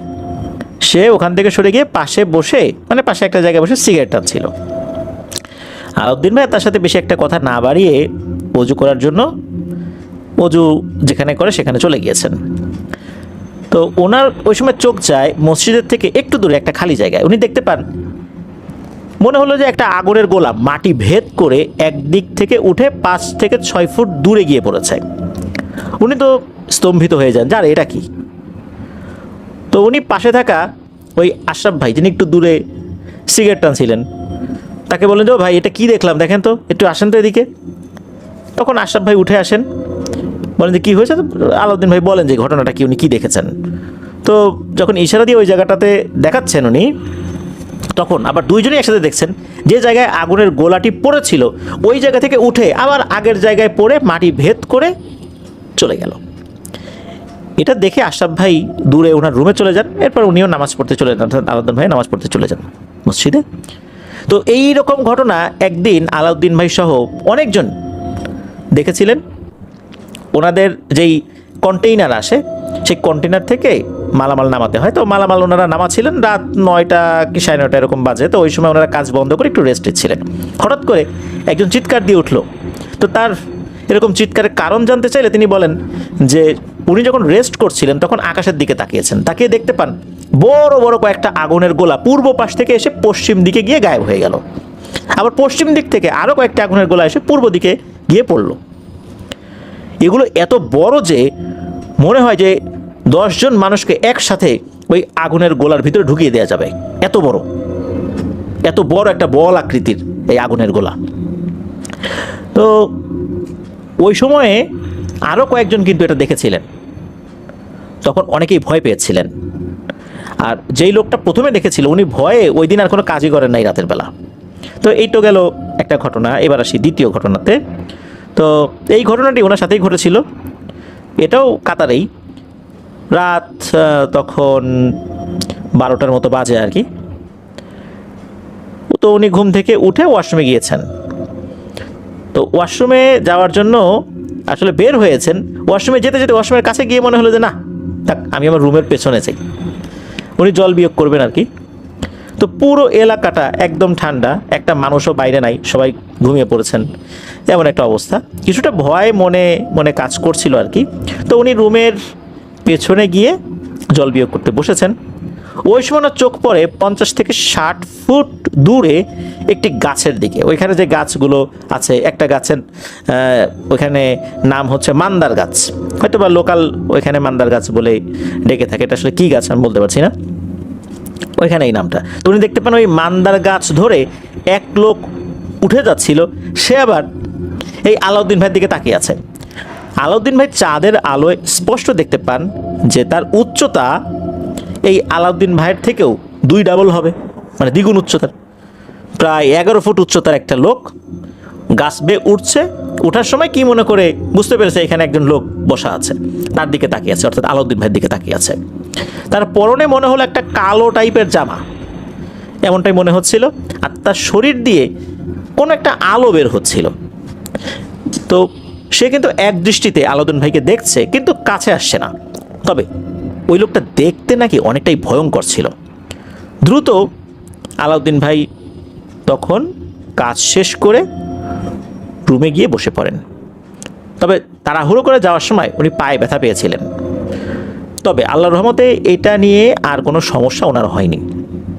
এবার আসি ওনার পাঠানো শেষ ঘটনায়। একদিন উনি মাগরিবের নামাজ পড়ে রুমে এসে বিশ্রাম নিচ্ছিলেন। তো ওনাদের মসজিদে একজন সবসময় আজান দেয়, যার নাম হচ্ছে শাহ আলম। তিনি এই আলাউদ্দিন ভাই রুমে এসে বলছেন যে আমার তো শরীর ভালো লাগছে না, আমি মসজিদে নাও যেতে পারি, তুমি একটু এশার আজানটা দিয়ে দিও। তখন আলাউদ্দিন ভাই বললেন আচ্ছা ঠিক আছে, আমি আজানটা দিয়ে দিব। উনি এশার আজানের প্রায় 15 মিনিট আগে রুম থেকে বাইরে বের হয়েছেন আজান দেওয়ার উদ্দেশ্যে। তো ওনাদের মসজিদের উত্তর পাশে অজু করার ব্যবস্থা ছিল, তো উনি অজু করার জন্য অজুখানায় বসেছেন। তো ঠিকঠাক মতো অজু করেছেন, কোনো সমস্যা হয়নি। কিন্তু বিপত্তি বাধে হচ্ছে তখন যখন অজু করে পশ্চিম দিকে ফিরে কালিমা শাহাদত পড়ার জন্য উনি আঙ্গুল উপরে তুলতে যাবেন। আমরা অজু করার পর ডান হাতের তর্জনী আঙ্গুল যেটা, এটা উঁচু করে কিন্তু কালিমা শাহাদত পড়ি। তো উনি যখন এটা পড়তে যাবেন, উপরের দিকে যখন তাকিয়েছেন, তখন উনি দেখেন সাদা কাপড়ে মোড়ানো কিছু একটা দক্ষিণ দিক থেকে ওনার সামনে দিয়ে উড়ে উত্তর দিকে গিয়ে গায়েব হয়ে গেল। এটা কিন্তু আসলে যে ওই আলোর যেই গোলা এরকম না, এটা দেখার সাথে সাথে ওনার শির দ্বারা বেয়ে ভয়ের একটা শীতল স্রোত বয়ে গেল। ওই সময় হঠাৎ করে মনে হলো যে চারদিকে কেমন যেন একটা আলোকিত হয়ে গেছে। ওই সাদা কাপড় এইটা লাইটের মতো কাজ করছিল।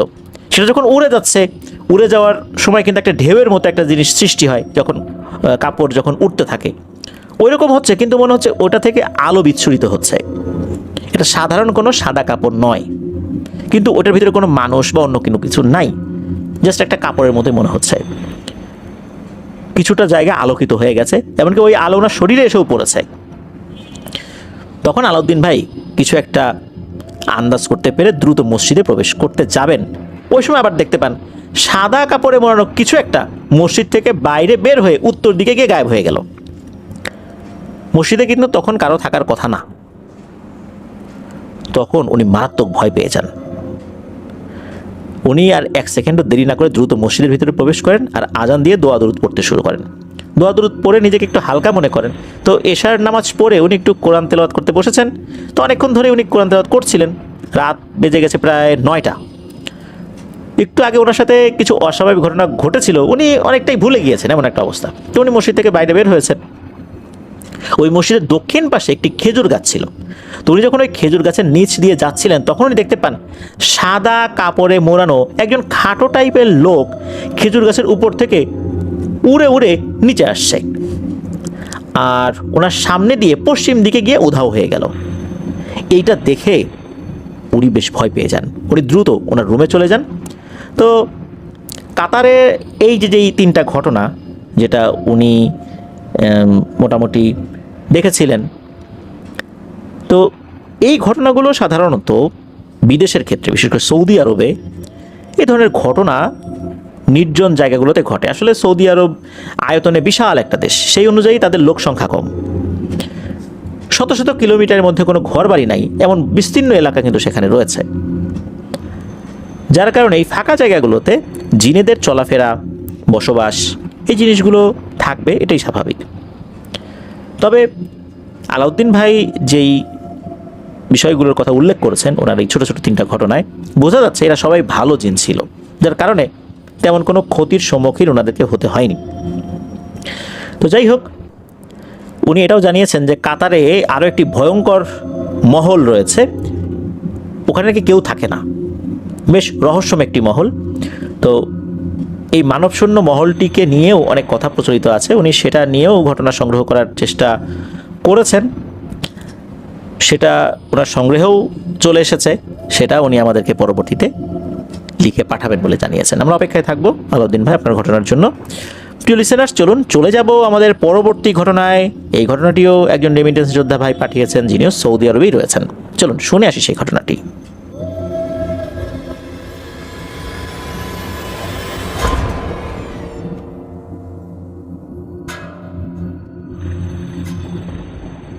প্রিয় লিসেনার্স, এখন যে রেমিটেন্স যোদ্ধা ভাইয়ের ঘটনাটি আপনাদের সাথে শেয়ার করতে যাচ্ছি তার নাম লিমন আহমেদ। ওনার বাড়ি ব্রাহ্মণবাড়িয়া জেলার নবীনগর উপজেলার কৃষ্ণনগর ইউনিয়নের সাতঘরহাটি গ্রামে। প্রিয় লিসেনার্স, আপনাদের অনেকেরই হয়তো মনে আছে 2020 সালের এপ্রিল মাসের দিকে ওই এলাকায় একটা ভয়ঙ্কর ঘটনা হয়েছিল। ওই এলাকায় যে গ্রামগুলো রয়েছে মাঝে মাঝেই তারা মারামারিতে লিপ্ত হয়। যে ঘটনাটি সারা বাংলাদেশের মানুষের মধ্যে ব্যাপক আলোড়ন সৃষ্টি করেছিল সেটা হচ্ছে একজন মানুষের পা কেটে আলাদা করে মিছিল করছিল, স্লোগান দিতে দিতে তারা যাচ্ছিল। এর পরপর প্রশাসন বেশ অ্যাক্টিভ হয়ে ওঠে, মামলা তো হয়েছে, পুলিশ সব সময় এসে আসামিদেরকে ধরার যেই অপারেশন সেটা করতো, ঘরে ঘরে তল্লাশি চালাতো। ওই সময় পুরুষ সদস্যরা দিনের বেলাতে বাড়িতে থাকাটাই কষ্ট ছিল, এমনকি রাতের বেলাতেও কষ্ট হয়ে যেত। ঘটনাটি ওই সময় আর কি, এই যে রিমন আহমেদ ভাই, উনি, ওনার বন্ধু রহিম, নাজমুল, আশিক, ওনারা মোট 4 জন বন্ধু সন্ধ্যা 7টায় ঘর থেকে বের হয়ে ওনাদের এলাকায় যে পাগলা নদী রয়েছে সেই পাগলা নদীর পাশে বসে গল্পগুজব করছেন। আসলে বাড়িতে গেলে বিভিন্ন ধরনের সমস্যা ওই সময়ের প্রেক্ষাপটে আর কি। ওই সময় কিন্তু নদীতে বেশ মাছ পাওয়া যেত, ওনাদের আবার সিগারেট খাওয়ারও বদ অভ্যাস ছিল। তো এই যে পাগলা নদী, এটা হচ্ছে মেঘনা নদী থেকে চলে আসা একটা শাখা নদী। তো মেঘনা নদী থেকে একটা শাখা হয়ে এলাকার পাশ দিয়ে অনেক দূরে চলে গিয়েছে এই নদীটা। তো ওনাদের বাড়ির সামনে নদীর সাথে ছিল অনেক আগের একটা কবরস্থান, কবরস্থানের পাশে ছিল বড় বড় কড়ই গাছ। বর্ষার সময় পানি বেশি থাকতো, বর্ষার শেষে অল্প পানি থাকতো। এই নদীর মধ্যে নাকি প্রত্যেক বছর একটা করে গরু বা মহিষ পানির নিচে তলিয়ে যায়।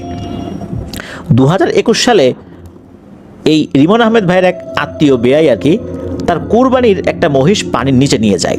একদিন পরে মহিষটা ভেসে ওঠে, দেখা যায় মহিষের সব কিছু ঠিকঠাক আছে, শুধু বুকটা একদম ফেরে রাখা, কলিজাটা নাই, এছাড়া সব কিছুই রয়েছে।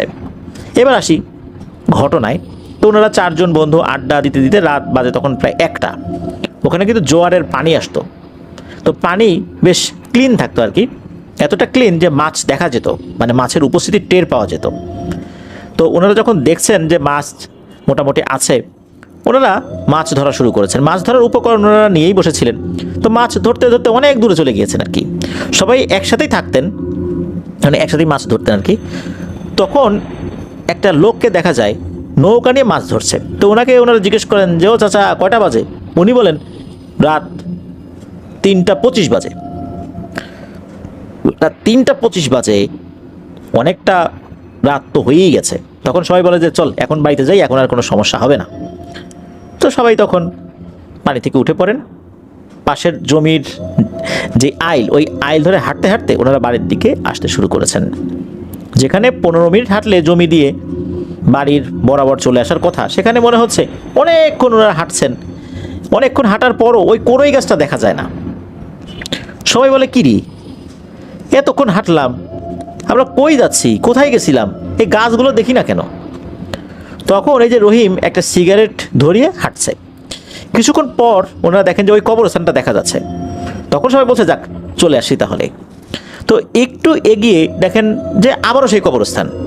তখন ওরা বলছেন যে আরে এটা কোথায় আসলাম, এই কবরস্থান আবার কোথাকার, আমরা কি অন্য গ্রামে চলে আসলাম নাকি? তখন সবাই একটু ভয় পেয়েছেন, সবাই দোয়া দুরুদ পড়তে পড়তে সামনে এগিয়ে যাচ্ছেন। ওনারা দেখেন আবারও কবরস্থান। তখন তো সবাই খুব ভয় পেয়ে যান। ওরা বলছেন এই আমরা কোথায় আসলাম রে, বারবার শুধু কবরস্থানই দেখতে পাচ্ছি। ওরা তো দোয়া দুরুদ পড়ছেন, ভয়ে গলা শুকিয়ে যাচ্ছে।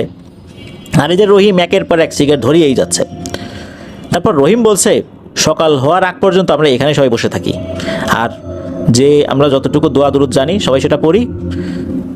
ওনারা সকাল হওয়ার আগ পর্যন্ত ওখানে বসে আছেন আর সবাই দোয়া দুরুদ পড়ছেন। এই যে রহিম, সে আবার একটু দুষ্টু প্রকৃতির। সে কি করেছে, তার যে ট্যাটাটা ছিল সে তার লাইটারটা দিয়ে ট্যাটার সাথে যে বাঁশটা থাকে ওই বাঁশের একটা জায়গায় আগুন ধরানোর চেষ্টা করছেন। আগুন একটা পর্যায়ে ধরেও যায়। তো রহিম অবশ্য ওখানে যারা ছিলেন তাদের থেকে বয়সে একটু বড়। কিছুক্ষণ পর ফজর আজান শোনা যায়। এরপর আস্তে আস্তে অন্ধকার কেটে দিনের আলো উকি দিতেই ওনারা দেখেন যে ওনাদের পাশের গ্রাম, যেটার নাম হচ্ছে আলগাহাটি, এই আলগাহাটির বড় কবরস্থানের কাছে ওনারা চলে এসেছেন। তখন তো সবাই আঁতকে ওঠেন, এটা কিভাবে সম্ভব, এইখানে আমরা কিভাবে আসলাম? যাই হোক, ওখান থেকে ওনারা বাড়িতে চলে যান। এরপর হুজুরের সাথে কথা বলেন এই ঘটনা নিয়ে। হুজুর ওনাদেরকে রুকিয়া করে দেন আর কি, ঝাড়ফুঁক করে দেন। তো এরপর ওনাদের সাথে নাজমুল নামে যেজন ছিলেন আর কি, তার খুব জ্বর হয় আর শরীরও ব্যথা হয়। শুধু নাজমুল না, পরবর্তীতে আরও কয়েকজনের এমনটা হয়েছিল আর কি।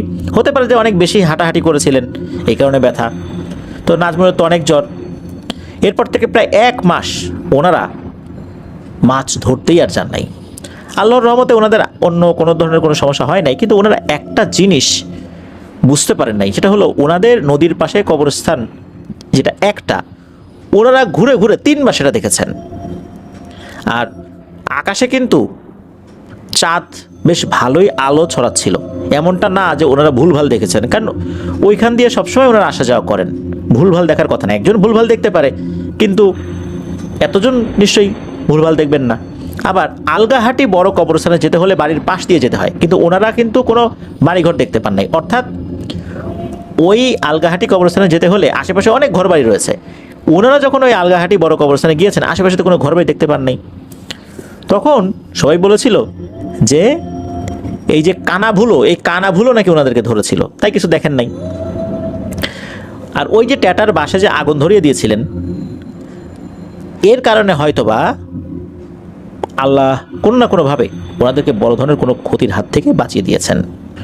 যাই হোক, এরপরে তো রিমন আহমেদ ভাই সৌদি আরবে চলে আসেন, এখনও সেখানেই আছেন। তবে এই ঘটনার আরও বেশ কিছুদিন পর, তখন অবশ্য 2021 সালের কুরবানি ঈদ চলে এসেছে, তো ওনারা কুরবানি দিয়েছেন। ওনার আম্মু বলছেন যে রিমন, তোর ফুপুর যেই ভাগের মাংসটা এগুলো একটু দিয়ে আয়। তখন বাজে বিকাল 3টা। তো উনি বললেন যে ফ্রিজে রেখে দাও, কালকে নিয়ে যাব। তখন তো ওনার আম্মা বলে, না এটা তো হয় না, কুরবানির মাংস সাথে সাথে দিয়ে আসার নিয়ম, দেরি করে দিলে কিভাবে হয়, খুব যে দূরে তা তো না ফুপুর বাসা, এগুলো দিয়ে আয়, ফুপুর সাথে দেখা করে আয় ঈদের দিন। তখন এই যে রিমন ভাইয়ের বড় ভাই, উনিও সৌদি আরবে থাকতেন, বড় ভাই আবার ফোন করে বলে যে তোকে 2000 টাকা বকশিস দেবো নে, তুই গিয়ে ফুপুকে মাংসটা দিয়ে আস। যাই হোক, ঈদ সেলামিও পাওয়া যাবে, মাংসটা দিয়ে আসবে। তখন উনি না করেন নাই, উনি রওনা দিয়েছেন। এদিকে বন্ধুরা মিলে একটা পার্টি দেওয়ার কথা ছিল রাতের বেলা, তাড়াতাড়ি ফেরত আসতে হবে, এই জন্য আসলে উনি যেতে চাচ্ছিলেন না। যখন ওনার মা ওনার বড় ভাইকে জানাতে যেতে চাচ্ছে না, তখন ওনার বড় ভাই তাকে বকশিস বা সেলামি দেওয়ার লোভ দেখায় আর কি। তো উনিও রাজি হয়ে যান। উনি চিন্তা করেন যে তাড়াতাড়ি আসতে হবে, হয়তো কিছুটা দেরি হতে পারে, কিন্তু এসে বন্ধুদের সাথে অ্যাটেন্ড করতে হবে পার্টিতে। উনি তো একা চলতে শুরু করেছেন। তো পাগলা নদীর পাড় ধরে হেঁটে গৌরনগর গিয়ে একটা নৌকা দিয়ে উনি চলে যান শরীফপুরে। সেখান থেকে 10 মিনিট হাঁটার পর চলে যান হাড়ঘর গণকবরে। ওখানে একটা গণকবর রয়েছে, জায়গাটার নাম হলো হাড়ঘর, হাড়ঘর গণকবর বলে আর কি। তো সেখান থেকে একটা রিক্সা নিয়ে ফুপুর ঘরের সামনে চলে আসেন, ওটার নাম হচ্ছে বড়াইল, যেখানে এই জায়গাটা আর কি। তো তখন উনি দেখেন যে সন্ধ্যা 6টার মতো বেজে গেছে। ফুপুকে মাংস দেওয়ার পর ফুপুকে বলছেন যে ফুপু আমি চলে যাব। তো ফুপু তো যেতে দিতে চান না, বলে আরও কিছুক্ষণ থেকে যা। তখন উনি বুঝেন যে আমাদের তো বন্ধুদের একটা পার্টি আছে, আমাকে যেতে হবে। তো ফুপুর বাসা থেকে ঠিক একই রকমভাবে রওনা করেছেন, ওই যে রিক্সা নিয়ে হাড়ঘর গণকবরের সামনে এসে হাঁটতে হাঁটতে শরীফপুর গোদারাঘাট, অর্থাৎ যেখানে খেয়াঘাট, এখানে এসে দেখেন 7:35 মতো বাজে আর কি। তখন গোদারা পার হয়ে গৌরনগর চলে আসেন। গোদারাঘাট থেকে 10 মিনিট হাঁটার পর এলাকা, অর্থাৎ খেয়াঘাট থেকে 10 মিনিট হাঁটার পর ওনার এলাকা। তো ওই খেয়াঘাট থেকে নামার পর 2 মিনিট হাঁটার পরই দেখেন নদীর পাড়ে একটা বাচ্চার কান্নার আওয়াজ। মনে মনে চিন্তা করেন যে এখন বাচ্চা কান্না করে কেন, দেখি তো ঘটনাটা কি। তো উনি একটু এগিয়ে যান দেখার জন্য। উনি আরও একটু সামনে এগিয়ে গিয়ে দেখেন যে কান্নার আওয়াজটা আসলে কোন দিক থেকে আসছে বোঝা যাচ্ছে না। উনি তখন একটু ভয় পেতে শুরু করেন যে কী ব্যাপার, কোথা থেকে কান্নার আওয়াজ আসছে বুঝতে পারছি না, একবার মনে হয় ডানে বায়ে এরকম মনে হচ্ছে। উনি চিন্তা করলেন ধুর, আমি বাড়ির দিকে চলে যাই। তো হঠাৎ করে উনি দেখেন যে একটা শেয়াল, স্বাভাবিক শেয়াল থেকে অনেক বড়, ওনার পিছু পিছু আসছে। শেয়ালটার আকৃতিটা আসলে খুব বেশ মানে ভয়ঙ্করই বলতে হবে, কারণ স্বাভাবিক আকৃতির শেয়াল এত বড় হয় না সাধারণত, আমরা এরকম বড় শেয়াল সাধারণত দেখি না। স্বাভাবিক আকৃতির শেয়াল থেকে প্রায় 2-3 গুণ বড় আকার আকৃতিতে। তো ওনার পিছু পিছু আসছে।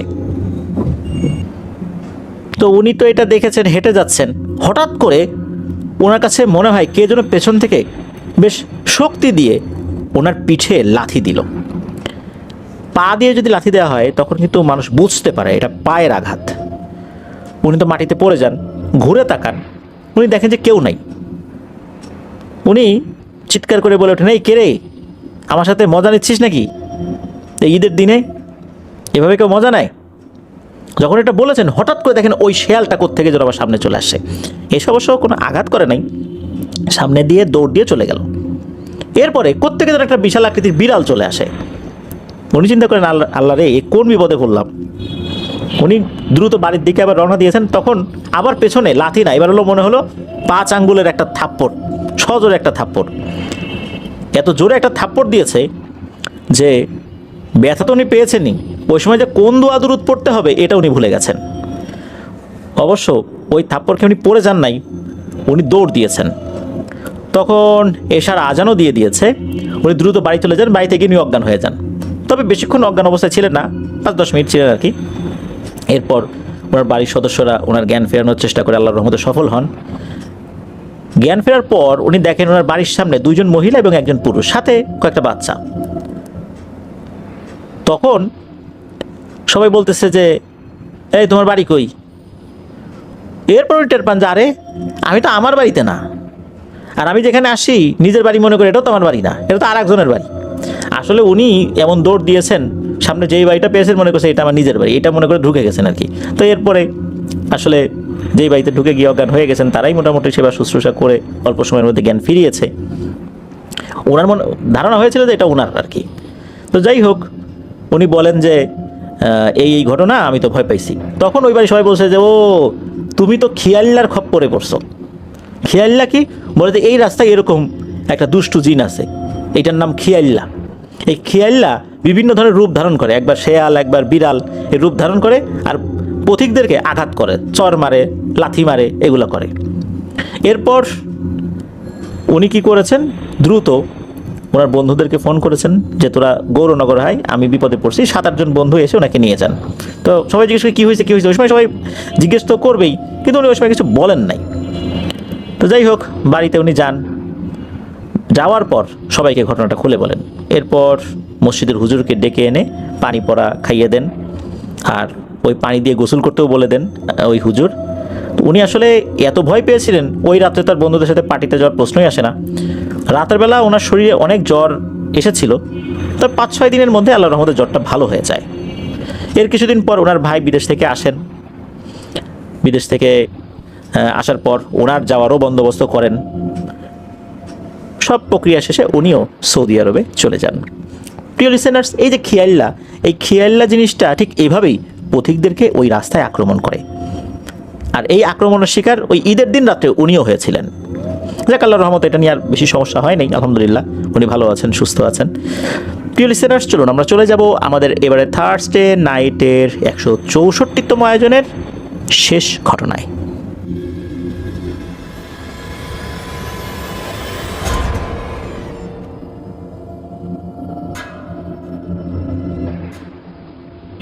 প্রিয় লিসেনার্স, দেখতে দেখতে কিন্তু আমরা আমাদের এবারে থার্সডে নাইটের 164তম আয়োজনের 5টি ঘটনা শেয়ার করে ফেলেছি।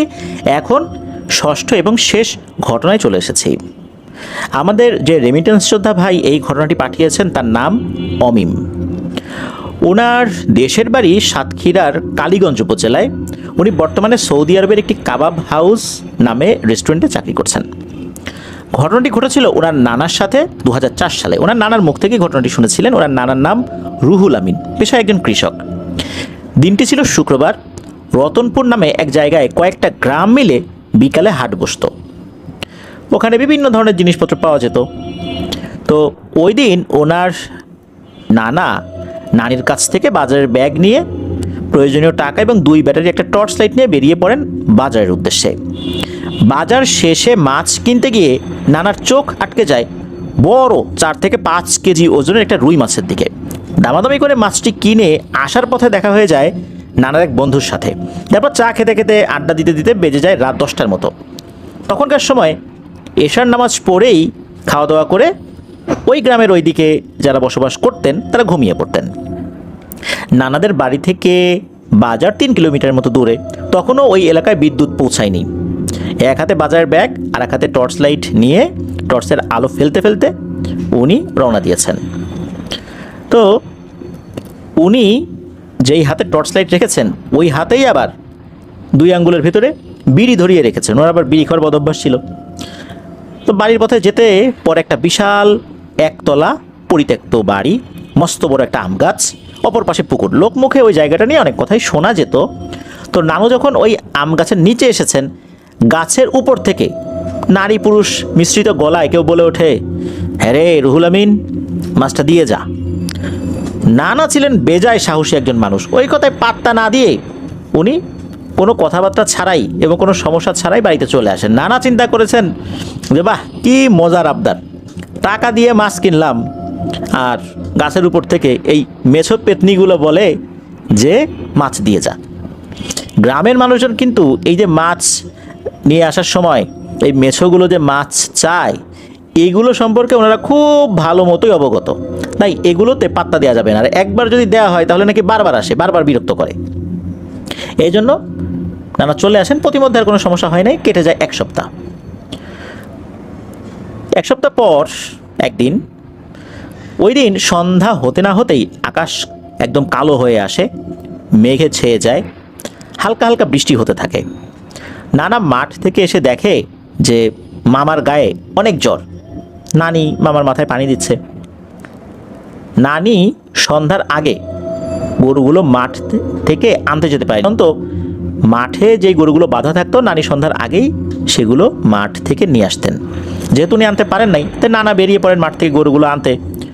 মাঠে গিয়ে নানা একে একে গরুগুলোর যে দড়ি সেগুলো উনি আলগা করে দিচ্ছেন। অর্থাৎ গরুগুলো কিন্তু একটা খুঁটা বলে এই জিনিসগুলো দিয়ে মাটির মধ্যে পুঁতে দেওয়া থাকে।